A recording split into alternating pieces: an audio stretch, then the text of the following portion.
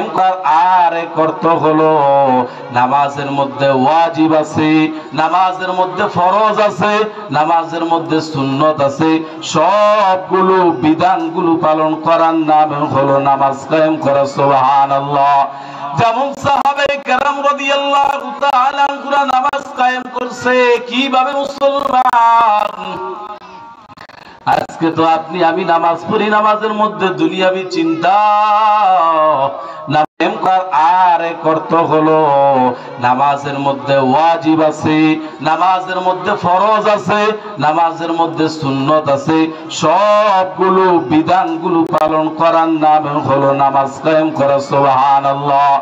যেমন সাহাবায়ে কেরাম রাদিয়াল্লাহু তাআলা আনহুরা নামাজ কায়েম করছে কিভাবে মুসলমান।